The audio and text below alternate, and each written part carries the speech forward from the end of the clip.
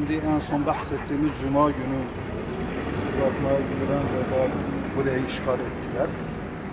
Belediyeyi aradık, belediye başkanını aradık, imar müdürünü aradık, yardımcılarını aradık, defalarca ben aradım. Ve ikinci başkan arkadaşımızı aradı. Bir türlü kimse bize cevap vermedi ve müdahale edilmedi. İşte buyurun görüyorsunuz. Yolun üzerinde çıkmış. 6 metre bir defa uzatılmış. 4 metre bir daha uzatılınca 10 metre şu anda gayri resmi bir inşaat yapılmış. Belediye müdahale edilmemektedir.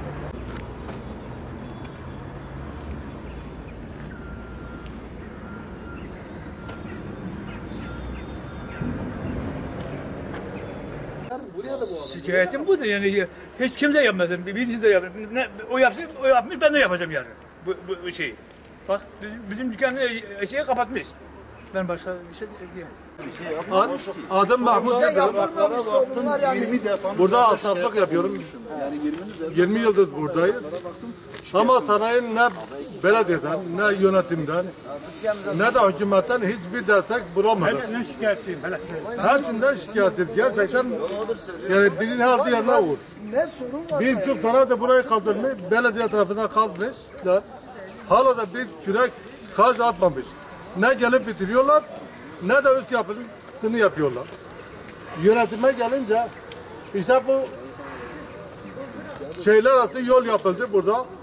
Bir gün yönetim üstüne durmadı, demedi ya bu girişi çıkışı bir düzene sokalım. Bundan dolayı yönetimi de burada eleştiriyorum. Yani bundan dolayı sanayi esnafı çok mağdurdur. Park edecek yer yok. Bir arabanın park edeceği yeri yok. Çünkü yanlar yapılmış. Önü alabildiğin kadar herkes başıboş. Sanki bir yer bulmuş.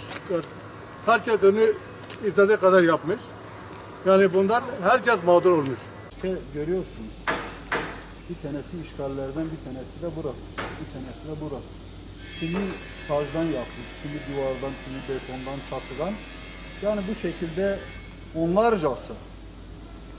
onlarcası bu şekilde işgaller maalesef belediyemiz yok.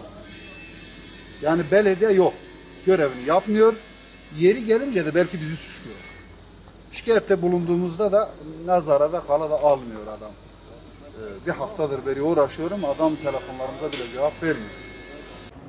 Bizim problemlerimizden birisi de çöp. Burayı görüyorsunuz. Seneyi artık çöple boğuşuyor.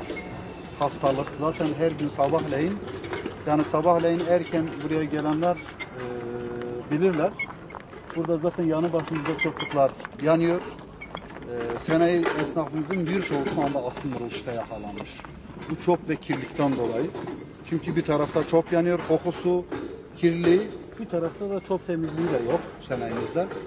Maalesef görüyorsunuz. Yani bunda kendi gözlerinizle görün ki herkes bunu bilsin. Şimdi şu anda burayı görüyorsunuz. Yani hangi projeyle, neyle, nasıl bir proje verilmiş, nasıl bir onay vermiş İmar Müdürlüğü ve Sanayi Belediye Başkanı bilmiyorum. Onu kendilerine sormak lazım. Yani görüyorsunuz sanayinin yolları, inşaatların yapımı, şekli, düzeni. Yani belediye başkanının yaptığı işler bunlardır. Yollarımızı görüyorsunuz. 2 sene önce kazdı ve bir daha gitti, bir daha kimse sanayiye girmedi. Yani sanayi gerçekten artık çıkılmaz bir hal aldı. Bütün müracaatlarımıza rağmen kimse sahip çıkan yoktu.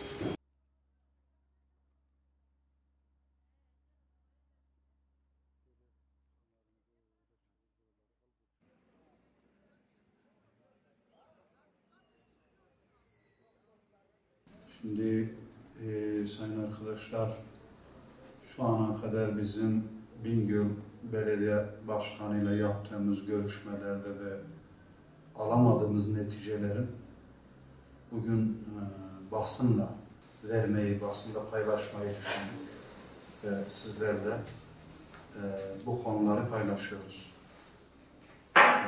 Şimdi 2009 yılında biz burada yönetime geldiğimizde sanayimiz enkaz halindeyken devraldık ve gittik belediye başkanımız Serdar Bey'e gittik. Kendileriyle işgal edilen yerlerin, işgallerin sona erdirilmesi ve bundan sonraki dönemlerde işgallerin yapılmaması konusunda kendisiyle görüştük ve kendisiyle hemfikir olduğumuzu söylediler. Fakat maalesef 5 yıl, 4 yıl bitti, 5. yıldır bugüne kadar geçmişte olan işgaller ve daha sonra onun döneminde yapılan işgaller hiçbir tanesi sona erdirilmedi. Ve aksi tarafta işgaller daha hızla çoğalmaya başladı. Yaptığımız onlarca şikayete rağmen müdahale edeceğiz, hemen sona erdireceğiz, yıkacağız. Hiçbir tanesi ne yıkıldı, ne sona erdirildi. Sadece gelip, hatta değişik rivayetlerde aldığımız bazı düğümlere göre gelen yıkım ekibi işgalcilerin yanına oturup çayını içtikten sonra, bunlar da birer iddiadır tabii. Biz gidiyoruz, siz yapın. Aslında biz karışmıyoruz. Ama sanayi yönetimi ve kooperatif başkanı üzerimize geliyor.